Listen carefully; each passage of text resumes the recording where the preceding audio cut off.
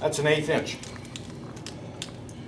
Now in the real world, an 1/8 inch ain't much. In the plumbing world, an 1/8 inch is the difference between ruining a piece of pipe that costs $150 versus, you know, handing your plumber the wrong piece of measurement on it. So I never rely on that tab. The only thing that tab's good for is if I'm measuring from this wall to here. That's okay. But when you're measuring pipe, if you do that, chances are you're going to come up an 1/8 short. And like I said, a lot of times when it comes to copper, cast iron, or galvanized, an 1/8 is a big difference. So what we do is, look at your tape measure. See where the 1 inch mark's at?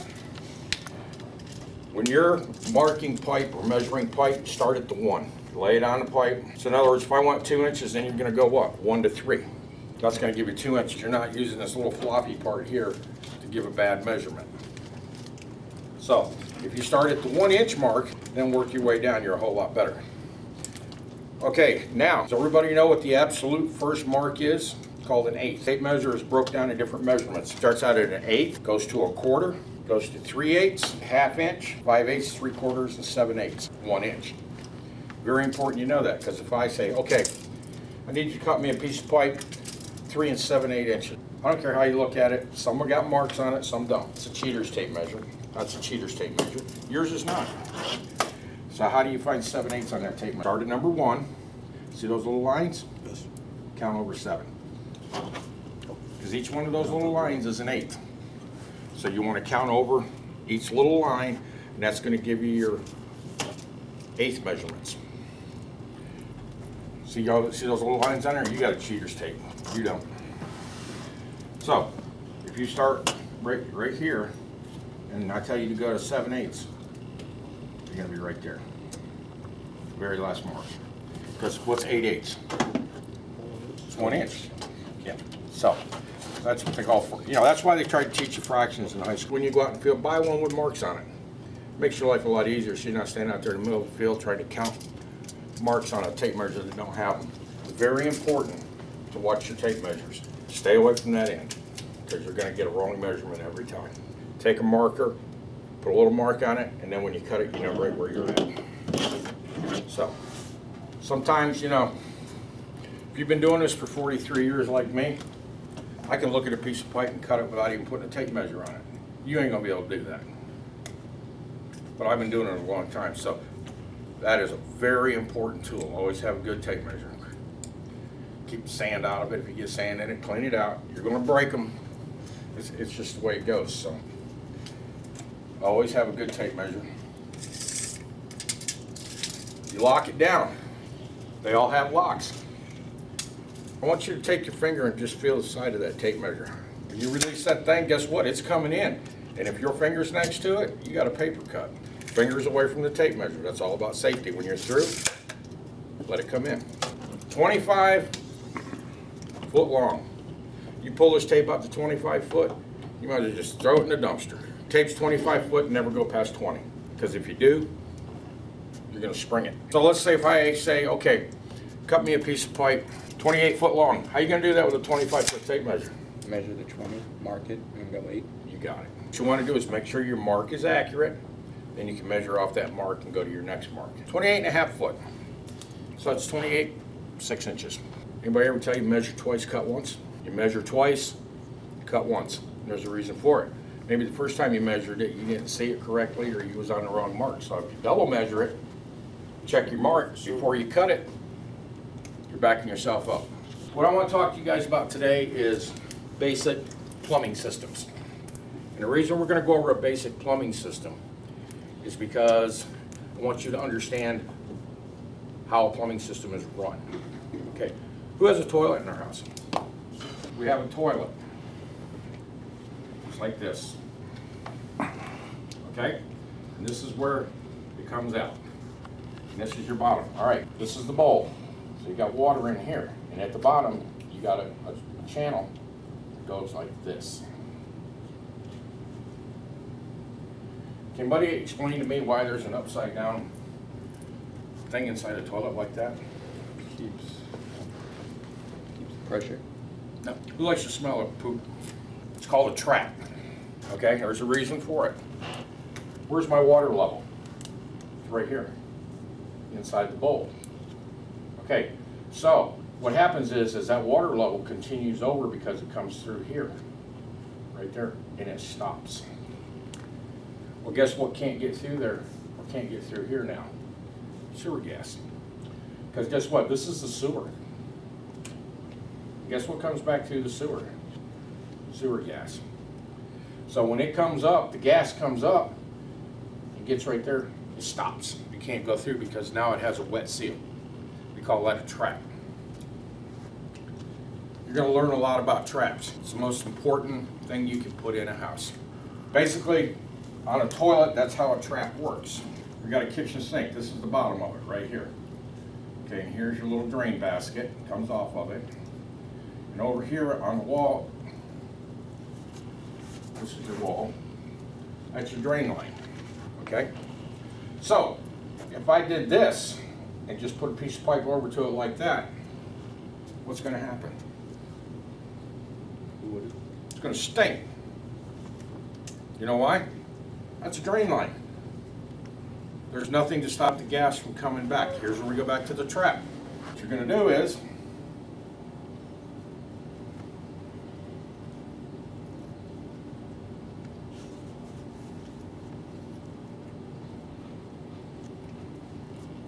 just like that. It's called a P-trap. There's a reason for it. Because if you don't put that P-trap in there, you're going to smell a lot of pee. Water comes down the sink, and it drains out. Well, guess what? When the water drains out, right here, you're going to have water in the P-trap. And the reason is because it can't drain out and it can't go up. So this water that's in that P-trap is what's going to stop gases from coming back up through the sink into the house. That's why they call it a P-trap. Now, there's a word for it. We get fancy now. It's just not a trap. It's called. And you want to write this down because this is a question that they will ask you on a plumbing test. It's called a crown weir. It's a fancy word for P-trap. This is the crown weir. Right there. That's how high the water can go before it drains out of the trap. This is how high your water can go before it drains out of the sewer line. So that's called the crown weir of the trap. If you don't have a good crown weir, you're going to get gas. You can make the trap deeper, but you can't make it shallower. Because what happens is that, let's say you got a really small crown weir, especially on garbage disposals, and it only goes like this. Let's say I don't use that sink for a week. What's water do when it sets? It's an 1/8 inch per foot. And there's a reason for it. When it rains, water comes into the vent and it drains down into the drain system. If this is pitched the other way, the vent's going to stay full of water. It's going to airlock it, and then your drains are not going to drain. Always remember, venting is up, drain lines are down. Flat vent lines always go up. Pitch up, and drain lines pitch down. 2 inch, 1/8 inch per foot. What you see here, basically, this one's going to have another vent come out. That's what we call isometric, or a drain system. Here's your vent. This is another vent. This is a vent. Now, this line right here stops, and then there's a fitting, and it does this. That's your sink. From here up, it's a vent. From there down, it's a drain. Where the P-trap comes out of the wall, everything above that P-trap is a vent. Anything below that P-trap is a drain. Say this is a vent through the roof, the outside, it's in the block wall, catches the sink. You see a straight line like that? That's a toilet. The only mark you'll ever see because it's a self-trap unit. So, come over here, tub. It's an underground. That could be a shower. It's an underground. If it's above ground, it's a sink. lavatory sink, kitchen sink. You'll never see an above ground or tub or a shower or a floor drain. All that is just, and here's another toilet over here, and then there's a floor drain. And then when it goes outside, pass through the wall with the drain outside, you gotta clean them so that the drain line becomes clogged up. You can take the cap off and go through it. You know something different? See how it runs downhill? Yeah. That's your drain. It runs downhill. 3-inch pipe, it's a 1/4 inch per ball. It's 1/4 inch every 8 foot. So if you have, so you're looking 1/4 inch per 8 foot, do the math, you're probably looking at about, I would say 4 inches per. And the reason is because you always want a good pitch to get outside. That's why when we plumb a house, we always have to determine where the septic tank's gonna go. If it's gonna be a city sewer system, how deep it is, because that gives you an idea where you can start in the house. Because the high side of the house is always gonna be the farthest side away from the sewer. You're gonna start as high as you can get, so you just barely below the concrete, build your venting system, your underground system, and then take it across. And when you come out of the house, you don't want to be 6 foot deep. So that way when you come out, you're not too deep. So there's going to be 3 phases. First phase on any plumbing job, brand new, is going to be a rough-in. Rough-in is all your pipe that goes in the ground, whether it be traps, for tubs, showers, toilet, your toilet lines. Rough-in plumbing is all underground. What they're gonna do is they're gonna stub up lines, of course, as you go, because you don't want to pour concrete over top of your lines, because you gotta have, openings. So, rough. Your second, it's called a top out. That's where your venting system comes in. Once they come in there, they build all the walls. No drywall, just bare walls, in other words, frames. Then you come in, and that's when you run your venting up through the frames and the rafters, and you take it up through the roof. Depends on what you're using for water piping systems, which we'll get into later on, different types of water piping systems. Most houses in Florida that are concrete slab, the pipes are underneath the slab. So not only would you have sewer, you also have water, which means hot and cold. And it's really easy to screw them up. That's why a smart plumber always carries a magic marker in his pocket. He writes, he writes C on one and H on the other. Because I don't care how good you are, you're going to cross a line. It's just going to happen.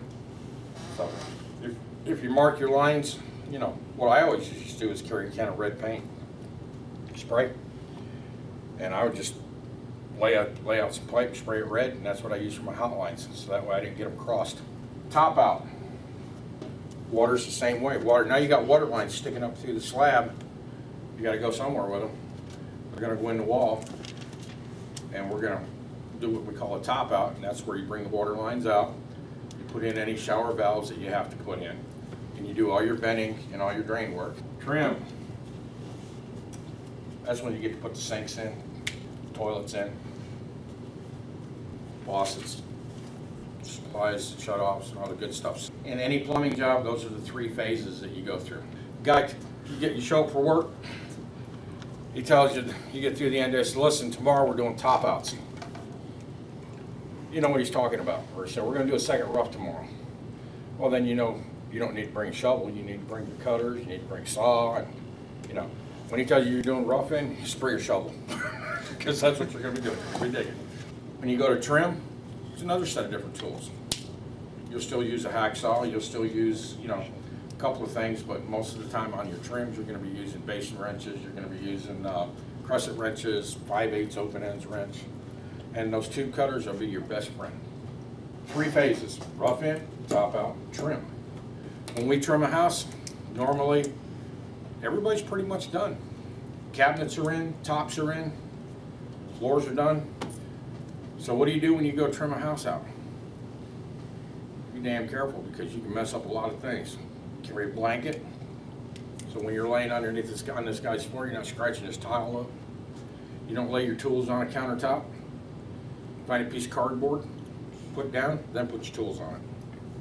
Because that house is ready to go. We're in there to finish it up so that they can come in and clean that house, and the next step is people are moving in. So you go into a house with a granite countertop and you use putty on a basket. You set the putty on the granite and walk away.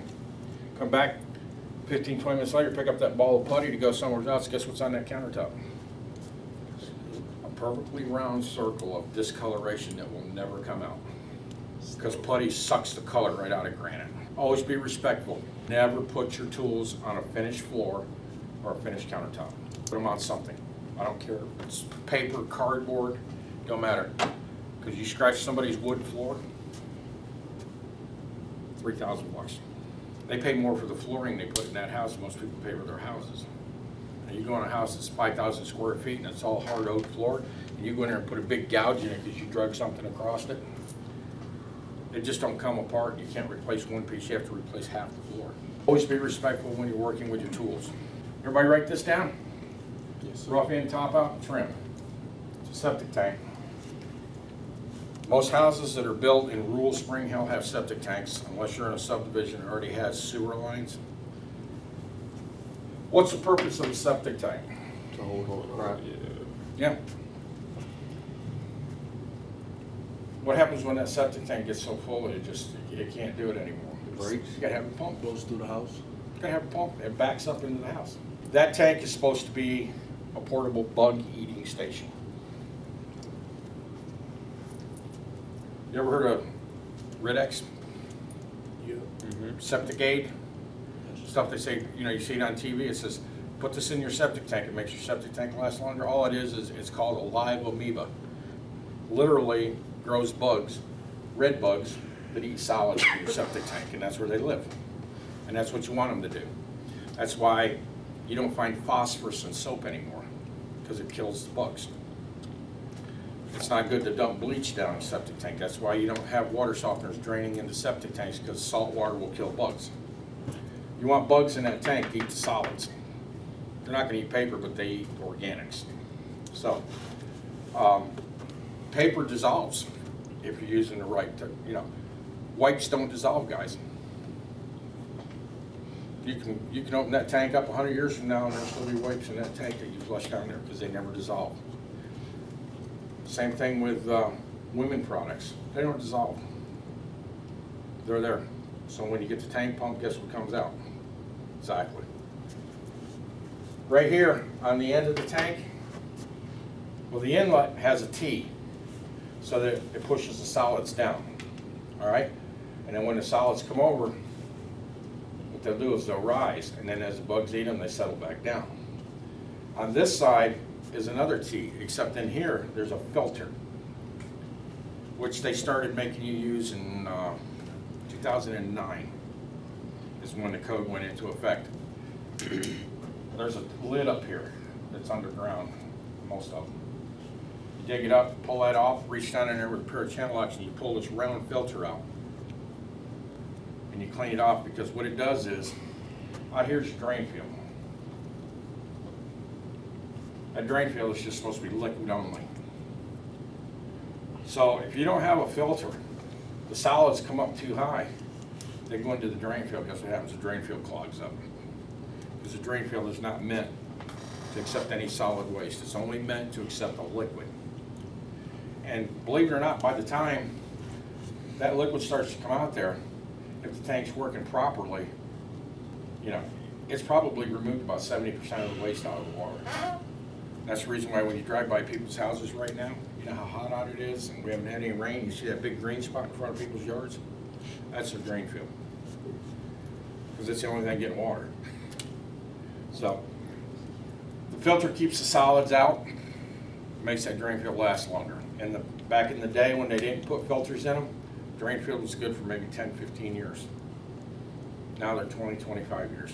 Because of phosphates getting into the water systems, such as the Weeki Wachee River and lakes and stuff like that, that it's from septic tanks.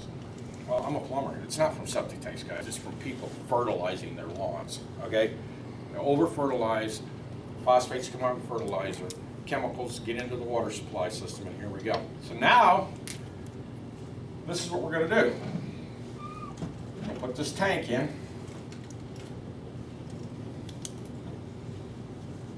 Still have our inlet, still have our outlet, okay? But Up here, we got a vent.